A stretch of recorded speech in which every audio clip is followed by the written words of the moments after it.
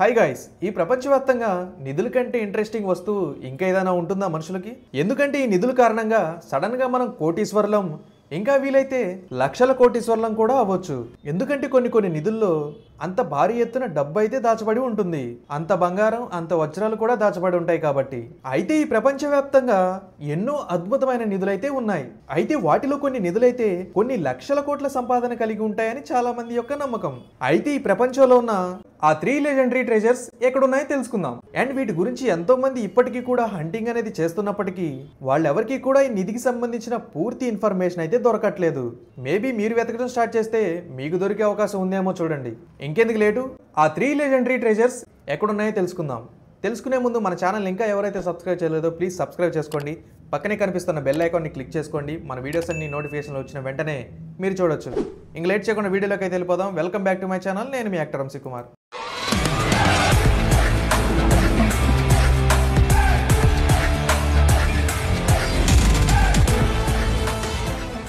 Number 1, the Oak Island Money Pit. యాక్చువల్గా చెప్పాలంటే ఓక్ ఐలాండ్ మనీ బిట్, లేదంటే సింపుల్గా చెప్పాలంటే ఓక్ ఐలాండ్ మిస్టరీ. ఇది ఒక స్టోరీల యొక్క కలయికతో కూడుకున్న ఒక కథ అనే చెప్పాలి. అండ్ ఈ నిధి ఏ ప్రాంతంలో అయితే దాచబడి ఉందో, అండ్ అంతేకాకుండా ఆ నిధిలో ఉన్నాయని భావిస్తున్న కొన్ని అన్ఎక్స్పెక్టెడ్ ఆబ్జెక్ట్స్ అనేవి ఒకప్పటి కాలం నాటి కెప్టెన్ విలియం కిడ్వింగ్, అతను ఒక స్కాటిష్ టైలర్ మరియు పైరేట్. అతని చుట్టూ చాలా కథలు అనేవి ఉన్నాయి. అండ్ అంతేకాకుండా అతను ఎన్నో షిప్లను దొంగతనం చేశాడు కూడా. అలాగే ఎన్నో షిప్లను దోచుకున్న తర్వాత తన దగ్గర ఉన్న సంపద మొత్తాన్ని ఒక మనీ పెట్టెలో దాచి ఉంచాడని, ఆ మనీ పెట్టె ఒక ఐలాండ్ లో ఉన్నదని కూడా అందరూ నమ్ముతూ ఉంటారు. అంటే ఒక ఐలాండ్ లో కూడా పర్టికులర్ గా ఒక తీర ప్రాంతం అయితే ఉంటుంది.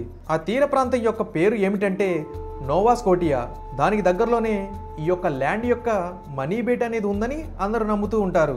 సో దాని తర్వాత నుంచి కూడా కొన్ని వందల వేల మంది ట్రెజర్ హంటర్స్ వందల ఏళ్లుగా ఇక్కడ నిధి కోసం అన్వేషణ అయితే కొనసాగిస్తూ ఉన్నారు. దీనికి సంబంధించిన మొట్టమొదటి కథ అనేది 1799 కాలం నాటిది. అప్పట్లో డానియల్ మోగిస్ అనే ఒక వ్యక్తి ఆ ప్రాంతంలో ఒక చిన్న డిప్రెషన్ అనేది కనుగొన్నాడు. అతనికి అక్కడ ఏముందని చూడటానికి వెళ్తున్న టైంలో అతనికి ఆ డిప్రెషన్ లోపల ఖచ్చితంగా ఏదో ఒకటైతే ఉండి ఉంటుందని అతనికి అనిపించింది. సో అతను కూడా కెప్టెన్ కిడ్ యొక్క నిధి గురించి విన్నాడన్నమాట. సో అందుకే అతను ఆ ప్రాంతంలో తవ్వకాలను అయితే మొదలు పెట్టాడు. సో అతనికి అక్కడ తవ్వుతున్న కొద్దీ అతనికి కొన్ని ఫ్లాగ్ స్టోన్స్ యొక్క లేయర్స్ అయితే కనపడ్డాయి 2 అడుగుల లోతులో. సో ఆ ప్లాట్ఫామ్ ని తవ్వటం అనేది అంత ఈజీ కాదని మనకైతే అర్థమైంది. తర్వాత ఆ తవ్వకాల్ని అలాగే కొనసాగించారు. ఆ తరువాత 10 అడుగులు లోతుకు తవ్వేసరికి అతనికి కొన్ని టూల్ మార్క్స్ కనిపించాయి. అలాగే కొన్ని స్క్రాప్స్ కూడా బయటపడ్డాయి. అంతేకాకుండా ఆ ప్రాంతాన్ని ఆల్రెడీ ఎవరో తవ్వి వదిలేసినట్టు చాలా క్లియర్గా అయితే కనిపిస్తుంది. అండ్ ఇంటెన్షనల్ గా అక్కడ ఏదో ఒక దాన్ని అయితే దాచి ఉండొచ్చని అతనికి అర్థమైంది. ఆ తర్వాత అతను వాళ్ళ కుటుంబీకులను అందరినీ కూడా తీసుకువచ్చి తవ్వించాడు. బట్ అయినా కూడా వాళ్ళు ఎంత లోతుకు తవ్వినా ఏమీ దొరకలేదు. ఫైనల్ గా మెగ్నీస్ మరియు అతని యొక్క కుటుంబీకులు 30 అడుగుల వరకు తవ్విన తర్వాత అక్కడ ఏమీ లేదన్న ఉద్దేశంతో వాళ్ళ యొక్క కోరిక అంతా కూడా చచ్చిపోయేలా చేసుకొని అక్కడి నుంచి వెళ్ళిపోయారు. కాకపోతే కొంతమంది ఏమంటారంటే అక్కడ ఏదో ఒక శాపం వంటిది అనేది ఉందని, దాని కారణంగానే ఎవరికి కూడా ఈ నిధి అనేది బయటపడట్లేదని కొంతమంది చెప్తూ ఉంటారు. అయితే దీని యొక్క కథ అనేది అక్కడితో ముగిసిపోలేదు. కాలం గడుస్తున్న కొద్దీ దీని యొక్క కథ గురించి మొత్తం అందరికీ కూడా తెలిసింది. ఎంతో మంది ఐలాండ్ కి చేరుకొని దీని గురించి వెతకడం మొదలు పెట్టారు, తవ్వకాలు చేయడం కూడా మొదలు పెట్టారు. అండ్ ఇన్ఫాక్ట్ అక్కడ కొన్ని కోకోనట్ సెల్స్ అనేవి బయటపడ్డాయి. అయితే ఆ కోకోనట్ సెల్స్ అనేవి ఈ ప్రాంతంతో ఏమాత్రం సంబంధం లేనివి. అండ్ అంతేకాకుండా మరొక గ్రూప్ వాళ్ళు అక్కడ తవ్వకాలు చేస్తున్న టైంలో సుమారుగా 90 అడుగుల లోతులో ఒక మిస్టీరియస్ స్టోన్ అనేది బయటపడింది. దాని మీద కొన్ని సింబల్స్ కూడా బయటపడ్డాయి. ఇప్పటికీ కూడా ఆ సింబల్స్ వెనుకున్న అర్థం ఏమిటి అనేది ఎవరూ తెలుసుకోలేకపోతున్నారు, వాటిని డీకోడ్ చేయలేకపోతున్నారు. ఈవెన్ ట్రెజర్ హంట్స్ లాంటి కంపెనీలు కూడా ఆ ప్రాంతంలో తవ్వడానికి కొన్ని మిలియన్ ఆఫ్ డాలర్స్ అయితే ఖర్చు పెట్టాయి. బట్ అయినా కూడా వాళ్ళకి ఎవరికి కూడా ఈ నిధి అనేది బయటపడలేదు. అండ్ ఇన్ఫాక్ట్ ఈ నిధి యొక్క అన్వేషణలో భాగంగా 6 వాళ్ళ యొక్క ప్రాణాలు కూడా కోల్పోయారు, మొత్తం మొదటి నుంచి ఇప్పటి వరకు కూడా. బట్ ఇప్పటికీ కూడా ఈ నిధి యొక్క అన్వేషణ మాత్రం ఆగలేదు.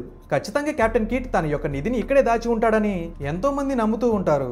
కానీ కొంతమంది ఏం చెప్తారంటే అతను ఆ నిధిని కాపాడుకోవడానికి చాలా డీప్ ప్రొటెక్షన్ ని ఏర్పాటు చేశాడని, ఒకవేళ మీరు బాగా లోతుకు గనక తవ్వినట్లయితే ఆ ప్రాంతం అంతా ఆటోమేటిక్ గా నీటితో నిండిపోయేలాగా చేశాడని. అండ్ ఇన్ఫాక్ట్ ఒకసారి మనీపేట్లో తవ్వకాలు చేస్తున్న టైంలో ఒకసారి అలాగే వాటర్తో నిండిపోయిందని కూడా చాలా మంది చెప్పారు. నిజానికి ఆ నిధి అనేది చాలా పెద్ద ఛాలెంజ్ అని, ఆ ఛాలెంజ్ అన్నిటిని కూడా దాటితే తప్ప ఆ నిధి అయితే మనకు దొరకదని కూడా చెప్తున్నారు. కాకపోతే కొంతమందికి మాత్రం ఆ ప్రాంతంలో బంగారం యొక్క ట్రేసెస్ అనేవి బయటపడ్డాయి. సో వాళ్ళే నమ్ముతున్నారంటే వాళ్ళు నిధికి చాలా చేరువుగా ఉన్నారని నమ్ముతున్నారు. సో ఇంతకుముందు ప్రెసిడెంట్ FDR కూడా ఈ ట్రెజర్ గురించి పనిచేయడం కోసం చాలా మందిని అక్కడ ఏర్పాటు చేశాడు లెట్ 20s టైంలో. ఈ పైరేట్ ట్రెజర్ అనేది ఆ ఐలాండ్ లో అలాగే ఇప్పటి వరకు ఎదురు చూస్తూ ఉంది. సో మీరైతే తవ్వాలనుకుంటే వెళ్ళి తవ్వుకోవచ్చు. Number 2, the treasure of Lima. ఈ ట్రెజర్ ఆఫ్ లీమా అనేది పెరులోని లీమా నుంచి తీసివేయబడిన ఒక నిధి. 1820వ సంవత్సరంలో ఈ నిధి మొత్తాన్ని కూడా ఒక ప్రాంతం నుంచి మరొక ప్రాంతానికి తరలించారు. అండ్ అప్పటి నుంచి ఇప్పటి వరకు ఇది అసలు రికవరీ అవ్వలేదు. ఒక అంచనా ప్రకారం అప్పట్లో దీని యొక్క విలువ $208 మిలియన్. అండ్ అప్పట్లో మన ఇండియన్ కరెన్సీ ప్రకారం 1526 కోట్ల రూపాయలు. ఇప్పుడు ఎంత ఉంటుందో మీరే ఊహించుకోవచ్చు. అయితే మనకు తెలిసిన అఫీషియల్ డాక్యుమెంటేషన్ ప్రకారం అయితే ఆ నిధిలో మనిషి అంత ఎత్తులో ఒక సాలిడ్ గోల్డ్ జెమ్ ఉంటుంది. అలాగే 113 బంగారపు రిలీజియస్ స్టాచ్యూస్ ఉంటాయి, 200 జ్యువెల్ చెస్ట్లు ఉంటాయి, 273 వజ్రాలు పొదిగిన కత్తులుంటాయి. అండ్ అంతేకాకుండా 1000కి పైగా వజ్రాలుంటాయి, ఎన్నో బంగారపు కిరీటాలుంటాయి, 150కి పైగా చాలాసెస్ ఉంటాయి, 100 కొద్ది సిల్వర్ మరియు గోల్డెన్ బార్స్ ఉంటాయి. 16వ శతాబ్దంలో స్పానిష్ ప్రభుత్వం అనేది చాలా అద్భుతమైన నిధితో ఎంతో అద్భుతంగా జీవితాన్ని అయితే కొనసాగించేది. అండ్ ఇంకాన్ ఎంపైర్ ను ఓడించిన తర్వాత వాళ్ళ దగ్గర ఉన్న నిధంతా కూడా మరింత పెరిగింది. దీన్ని పెరుగులోని లీమాలో స్టోర్ చేయడం జరిగింది. అయితే 19వ శతాబ్దంలో స్పెయిన్ కి చాలా డిఫికల్ట్స్ అనేవి రావడం మొదలు పెట్టాయి.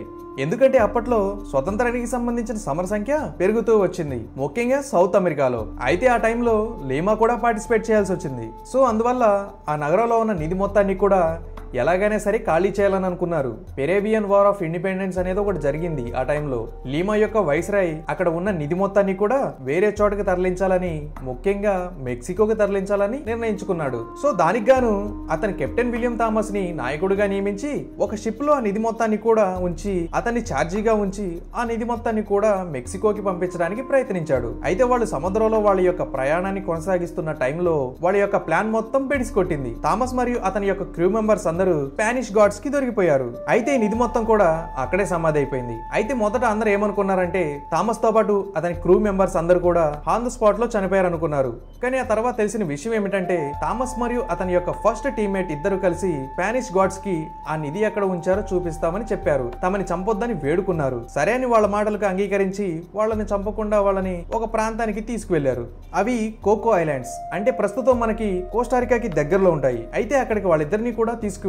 అయితే వాళ్ళిద్దరూ నిధులు చూపిస్తామని చెప్పి కొంచెం దూరం ముందుకు వెళ్ళిన తర్వాత ఎవరికి దొరకకుండా దూరంగా పారిపోయారు. ఆ తర్వాత అడవిలోకి వెళ్ళిన ఆ తర్వాత వాళ్ళిద్దరు ఏమైపోయారు అనేది ఎవరికి పూర్తిగా తెలియదు.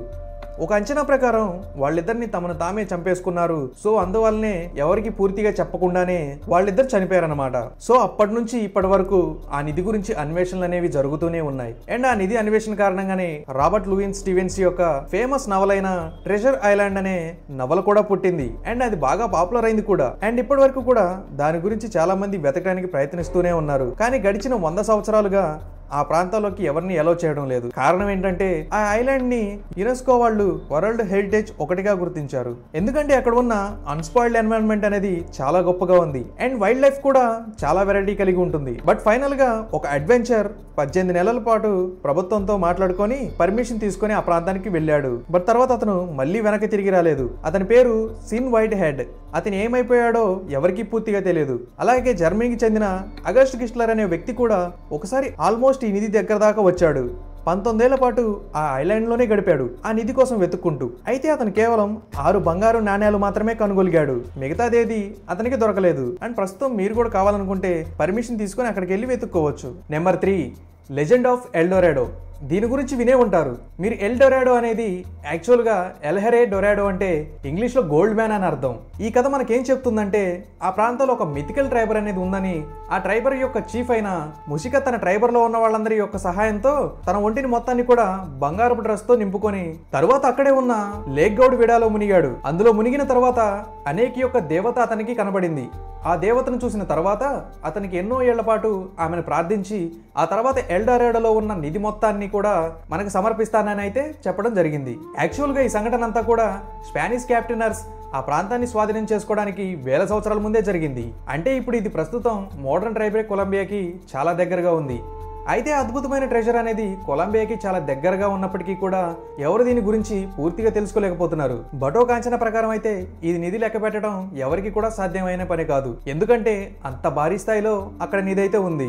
అండ్ ఆ నిధంతా కూడా ఆ లేక్ లోనే ఉంటుంది. అయితే కొంతమంది సక్సెస్ఫుల్ ట్రెజర్ హంటర్స్ 1536 నుంచి కూడా ఆ ప్రాంతంలో వెతకడం మొదలు పెట్టారు. మొదట వాళ్ళు ఏం చేశారంటే అందులో ఉన్న నీటిని ఎలాగైనా సరే బయటికి తీసేయాలని నిర్ణయించుకున్నారు. 1545లో కొంచెం టెక్నాలజీని ఉపయోగించి అక్కడ ఉన్న నీటి యొక్క స్థానాన్ని అయితే తగ్గించారు. బయట కూడా వాళ్ళకి పెద్ద బంగారం అయితే ఏం దొరకలేదు.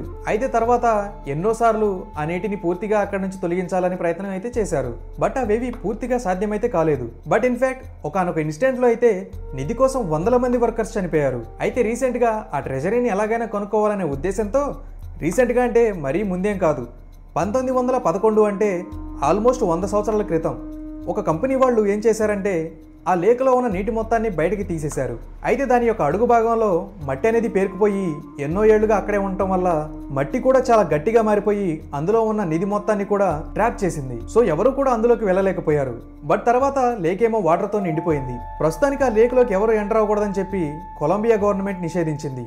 ఎందుకంటే చాలా మంది ఆ లేక్ లోకి ఎంటర్ అయ్యి ఆ లేక్ ని పాడు చేస్తున్నారంట. సో అందుకని ఎవరు కూడా అందులోకి వెళ్ళకూడదని చెప్తోంది. అయితే దారుణమైన విషయం ఏమిటంటే మధ్యలో కొంత చోట నిధి అయితే బయటపడిందని చెప్పారు కదా, ఆ నిధి మొత్తాన్ని కూడా ఒక పబ్లిక్ మ్యూజియం లో పెట్టి ఇదంతా కూడా ఆ లేక్ లో దొరికిన నిధిలో 1%. ఇలాంటివి ఎన్నో నిధులు అక్కడ దాగి ఉన్నాయని చెప్పి జనాల్ని ట్రాప్ చేస్తుంది. అంటే ఇప్పుడు జనాలు ఏం చేస్తారు, ఇంకా నిధి అక్కడే ఉందంటే చాలా మందికి వెళ్ళాలనిపిస్తుంది కదా. ఇప్పుడు ఏం చేయాలనిపిస్తుంది, గవర్నమెంట్ పెట్టిన బ్యాన్ ని కూడా ఫాలో అవ్వకుండా వెళ్ళాలనిపిస్తుంది. ఇలాగే చాలా జరుగుతూ ఉంటాయి.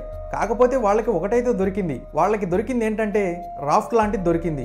రాఫ్ట్ అనేది 1500 నుంచి 1200 BC మధ్యలో తయారు చేసి ఉండొచ్చు అని ఒక అంచనాకి వస్తున్నారు. అదైతే మాత్రం చాలా విలువైనదిగా కనిపిస్తుంది. ఎన్నో దేవుళ్లకు అది ట్రైబుల్ లా కనిపిస్తుంది. కాకపోతే లాని బ్రేక్ చేయకూడదని అనుకుంటున్నారే గానీ అంత నిధి ఉంటే చేయాలనిపిస్తుంది కదా. మళ్ళీ గవర్నమెంట్ రెచ్చగొట్టడం ఒకటి, మ్యూజియంలో బంగారం పెట్టి. ఇవే గైస్ ఆ ఇంట్రెస్టింగ్ 3 లెజెండరీ ట్రెజర్స్. ఈ వీడియో మీ అందరికి నచ్చిందని నేను అనుకుంటున్నాను. ఈ వీడియో కనుక మీకు నచ్చినట్లయితే ప్లీజ్ లైక్ చేయండి, షేర్ చేయండి అండ్ వెళ్ళేటప్పుడు సబ్స్క్రైబ్ చేసుకోవడం మాత్రం మర్చిపోకండి. మరో వీడియోతో మళ్ళీ కలుద్దాం. అంతవరకు ఉంటా ఫ్రెండ్స్.